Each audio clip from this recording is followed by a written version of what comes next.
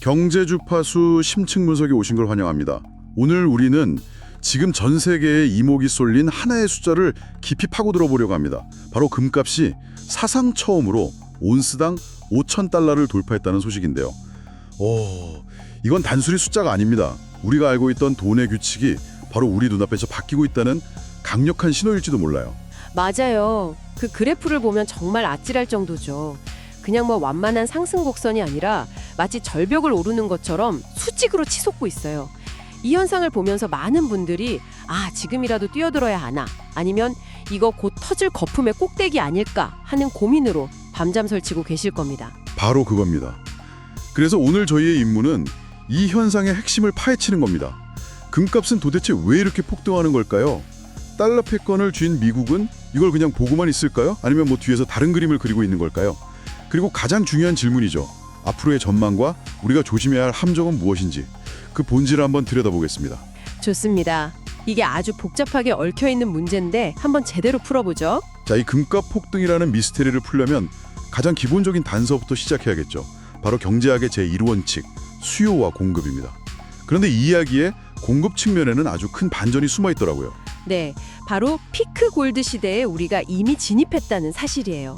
2018년을 기점으로 전 세계 금 생산량이 연간 3,400톤 수준에서 완전히 멈춰버렸습니다. 더 이상 늘어나질 않아요.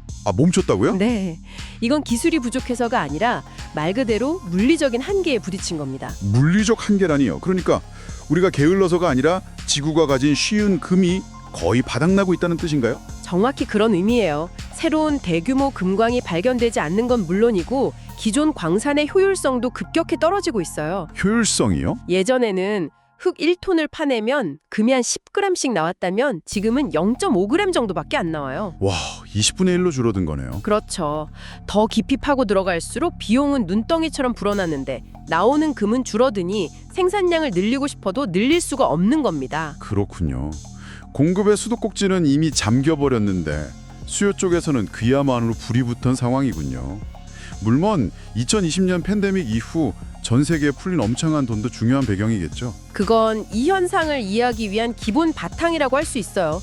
천문학적인 돈이 풀리면서 화폐 가치가 떨어지니 가치를 보존하려는 돈들이 금으로 몰리는 건 당연한 흐름이었죠. 하지만 최근 이 수직 상승은 그것만으로는 설명이 안 돼요. 이 느리게 타던 불에 기름을 부은 결정적인 촉매제가 있었습니다. 바로 지정학적 리스크, 특히 달러의 무기화 말씀이시군요. 맞습니다. 과거에는 경제 위기가 오면 사람들은 안전자산으로 달러와 금 사이에서 고민했어요. 그런데 미국이 러시아의 달러 자산을 동결시킨 그 순간 모든 것이 바뀌었습니다. 그건 단순히 모스크바를 향한 공격이 아니었어요. 전 세계 모든 중앙은행을 향한 경고 메시지였죠. 달러는 더 이상 중립적인 피난처가 아니다. 우리 편이 아니면 언제든 너희 돈도 묶일 수 있다는 메시지요. 그게 베이징, 리야드, 심지어 동맹인 파리에서도 아주 똑똑히 들렸을 겁니다. 바로 그 지점이에요. 미국의 가장 가까운 우방들조차 미국의 국채가 과연 안전한가에 대해 의문을 품기 시작했어요. 트럼프 같은 인물이 언제든 동맹이고 뭐고 우리 국채 팔아버릴 수 있다고 말하는 세상이니까요. 미국 국채마저 흔들린다면 세상에 마지막으로 남은 믿을 수 있는 자산은 금밖에 없다는 인식이 확고해진 겁니다. 이게 최근 금값 폭등의 가장 강력한 엔진이라고 봐야 해요. 자, 그럼 여기서 아마 지금쯤 다들 가장 궁금해하실 질문이 나올 차례입니다. 금값이 이렇게 달러의 위상을 위협하는데 미국이 가만히 있을까? 늘 하던 대로 결국 찍어 누르지 않을까 하는 점이죠. 역사적으로 보면 미국은 금의 도전을 아주 무자비하게 짓밟아 왔잖아요. 그렇죠. 미국에게 금은 달러 패권에 도전하는 유일한 라이벌이었으니까요. 그 악명 높은 금과의 전쟁 역사를 보면 크게 세 가지 무기가 있었습니다. 가장 극단적인 첫 번째 무기는 1933년 루스벨트 대통령이 꺼내 들었죠. 대공황이라는 위기 속에서요. 개인의 금 소유를 아예 금지시켜버린 거예요? 네, 맞습니다. 그냥 금지시킨 게 아니라 어기면 10년 징역에 지금 가치로 10억 원에 달하는 벌금까지 매기는 무시무시한 법이었죠. 개인의 재산권을 그냥 짓밟아버린 건데 그게 가능했군요. 위기라는 명분 아래 가능했죠. 그리고 놀랍게도 그 법이 1970년대까지 거의 40년간 유지됐어요. 미국인 두세 대가 금을 자유롭게 갖지 못했던 겁니다. 와, 그리고 더 현대적인 두 번째 무기는 1980년대 폴 볼커 연준 의장이 사용한 금리라는 핵폭탄이었죠. 물가를 잡는다는 명분이었지만 기준금리를 20%까지 올리면서 폭등하던 금과 은 가격을 그야말로 박살내버렸죠. 맞아요. 그 여파로 금값은 이후 20년간 3분의 1 토막이 났고요. 그리고 가장 최근에 쓴 세 번째 무기는 2011년에 숨겨진 함정 같은 방식이었어요. 금리는 건드리지 않고 선물 시장을 교묘하게 이용했죠. 아, 그 선물 증거금 인상. 그게 구체적으로 어떤 원리였는지 좀 더 쉽게 설명해 주실 수 있나요? 듣기에는 좀 복잡하거든요. 물론이죠. 이걸 거대한 포커 게임이라고 생각해 보세요.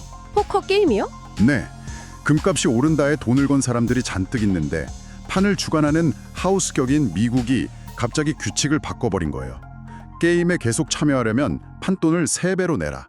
이렇게요. 아, 대부분의 플레이러들은 갑자기 늘어난 판돈을 감당할 수 없으니 어쩔 수 없이 들고 있던 판을 다 던져버릴 수밖에 없었겠네요. 그렇죠. 그 결과 엄청난 투매가 일어나면서 금값이 폭락한 겁니다. 비유를 들으니 확실히 이해가 되네요. 루즈벨트의 몰수, 볼커의 금리 폭탄, 그리고 선물 시장 흔들기까지. 미국에게는 이렇게 확실한 금 통제 전략집이 있었는데 왜 지금은 그 강력한 무기들을 꺼내지 못하는 걸까요? 못하는 걸까요? 아니면 안 하는 걸까요? 저는 못한다에 가깝다고 봐요. 과거에 효과를 봤던 그 3가지 방법이 지금은 모두 독이 든 칼이 되어버렸기 때문이죠. 상황이 완전히 바뀌었어요. 하나씩 짚어보죠. 첫째, 루즈벨트처럼 금 소유를 금지하는 건 왜 불가능한가요? 지금 미국이 그런 조치를 취하면 전 세계는 이걸 미국이 드디어 망했구나라는 신호로 받아들일 거예요. 아, 패권 국가가 자국 통화인 달러를 스스로 부정하고 국민들의 금을 빼앗는다. 그건 달러 시스템의 완전한 붕괴를 초래할 수 있는 자살행위죠. 1930년대에는 달러가 패권 통화가 아니었기에 가능했지만 지금은 패권국이기 때문에 오히려 불가능한 역설적인 상황입니다. 알겠습니다. 그럼 두 번째, 폴 볼커처럼 초고금리로 금값을 누르는 건요? 그것도 불가능해요. 1980년대 폴 볼커 시절 미국의 국가 부채는 GDP 대비 30% 수준이었어요. 그런데 지금은 120%가 넘습니다. 빚이 4배나 많아진 거네요. 그렇죠. 이 상황에서 금리를 8에서 9%까지만 올려도 미국 정부는 눈덩이처럼 불어나는 이자를 감당하지 못하고 파산 위기에 몰릴 겁니다. 역설적으로 국채 시장이 붕괴되면서 안전자산을 찾는 돈이 금으로 몰려 금값이 더 폭등하게 될 거예요. 마지막 세 번째, 선물 시장 개입은요?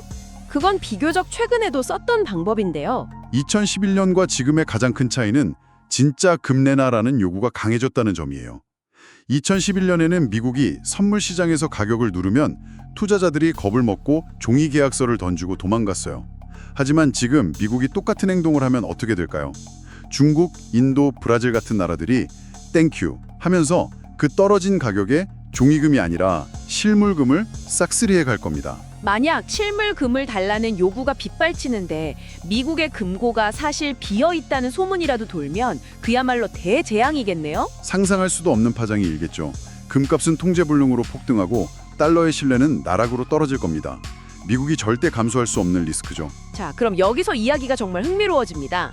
기존의 무기들이 모두 무력화됐다면 미국은 그냥 이 상황을 지켜만 볼까요? 바로 그래서 미국 내에서 완전히 새로운 시나리오가 떠오르고 있는 거예요. 어차피 금값 상승을 막을 수 없다면 차라리 이 현상을 역이용해서 달러 시스템을 더 강화하자는 거죠. 그야말로 적과 동침하자는 발상입니다. 이길 수 없다면 합류하라는 거군요. 위기를 기회로 바꾸겠다는 아주 미국다운 발상이네요. 맞아요. 사실 미국은 엄청난 비밀병기를 숨겨두고 있어요. 바로 전 세계에서 가장 많은 8,133톨의 금이죠. 그런데 여기에 정말 비현실적인 비밀이 하나 숨어 있어요.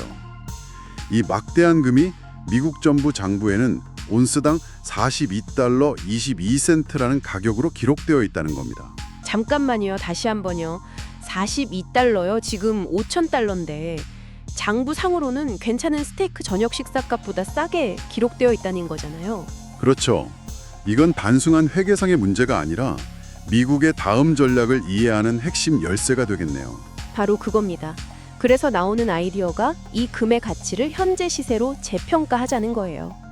당장 5,000달러로만 재평가해도 1조 3천억 달러, 우리 돈 1,700조 원이 넘는 자산이 허공에서 생겨나는 셈이죠. 물론 미국의 총 부채 38조 달러를 다 갚기에는 턱없이 부족하지만 빚을 다 갚을 필요는 없어요. 신뢰를 회복하는 게 목적이니까요.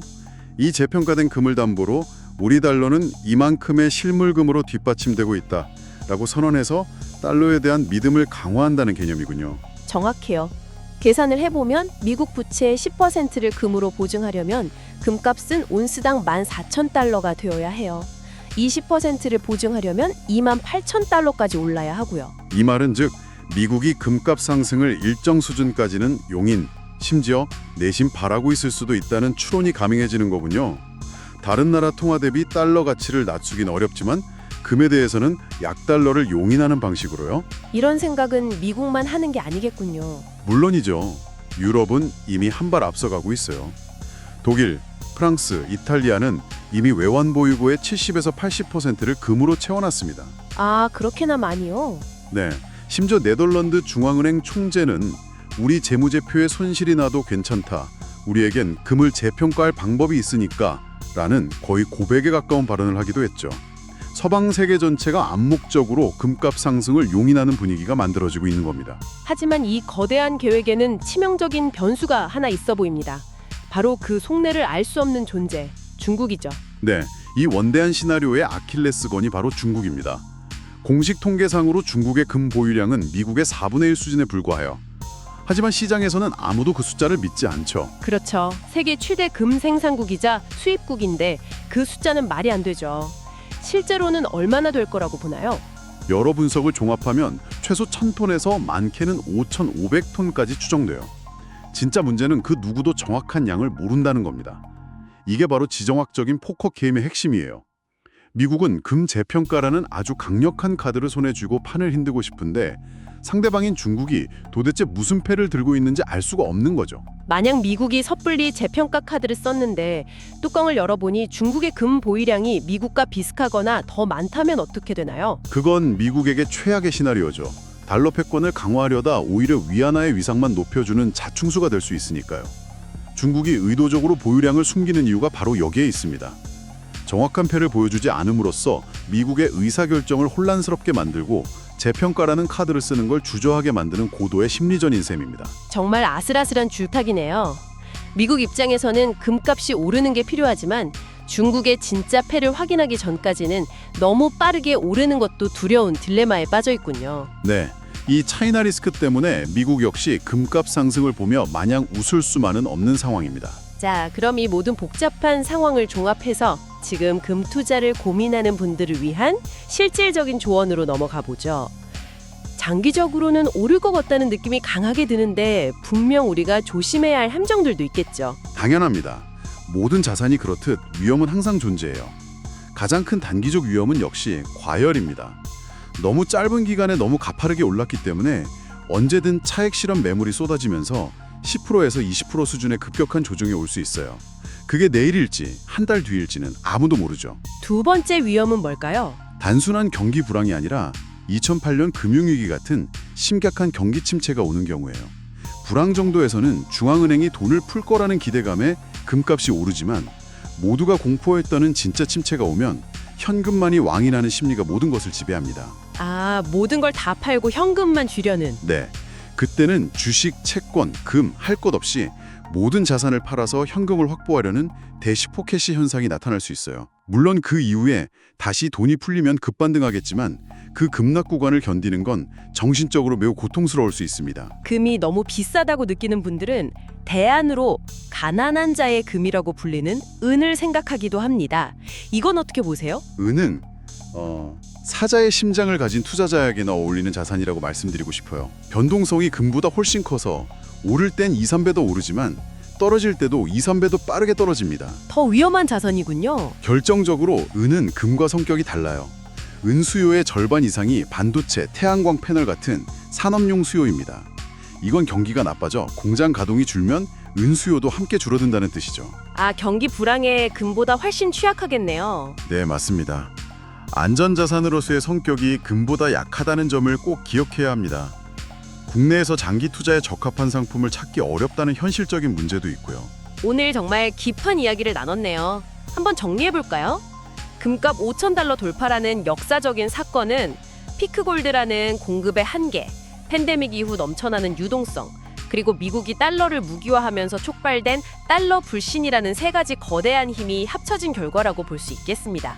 그리고 과거와 달리 금값을 통제할 마땅한 수단을 잃어버린 미국은 이제 오히려 금값 상승을 이용해서 달러 시스템을 재편하려는 새로운 전략까지 모색하고 있죠. 하지만 그 계획에 발목을 잡는 중국이라는 거대한 변수가 있고요. 따라서 장기적으로는 계속 찍어내는 종이화폐의 가치가 떨어지기 때문에 금의 실제 가치는 오를 가능성이 높다고 볼 수 있겠습니다. 다만 단기적으로는 과열에 따른 급락 위험도 항상 존재한다는 점, 그리고 늘 그렇듯 한 자산에 모든 것을 거는 투자는 위험하다는 점을 꼭 기억하셔야 합니다.